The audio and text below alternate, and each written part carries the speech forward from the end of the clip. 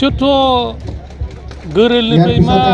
जुनाद दं आं मिथिया बिसोरो थाखा फैसाखौ जाया मन'योसो खनसेनो मन'यो खामानि मावा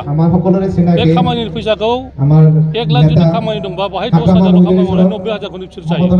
आरो जों मिथिगौ जे जाय चिफ EM बिथांमोनानो जुदि 20% जायोबा जोङो सेन्ट्रेल BPFनि डिसिसन मथे जोंनाव दिनै गोलैदों 13 मार्चआव जोंनाव गोलैदों बे हिसाबै जोङो सनिबार रबिबार टाइमाव दिहुननानै जोङो दिनै बे मास केटारिंखौ मेटलांबारिनिफ्राय औवाबारि दाउखिबारि फिल्डसिम खालामदों बाहाय जथेस्थ' जिहेतु जोंना BPFआ बाहाय खनफ्रोमबो देरहाबाय थादों खनब्रै जों देरहाबाय बे हिसाबै मानसिफ्रा दाबो जोंना एसेसो दं जेबो प्रब्लेम सोलाय सोल' जानायनि बाथ्रायानो गैया आरो BPFआनो बावखुंग्रि ब्लकआव एखेबारे स्ट्रंथार बिसोरथ' गोरेलनिफ्राय मा जुनाद दं आं मिथिया बिसोरो थाखा फैसाखौ जाया मन'योसो खनसेनो मन'यो खामानि मावा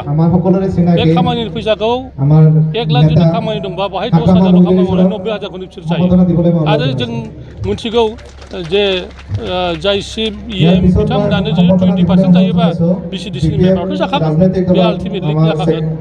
बेनिखायनो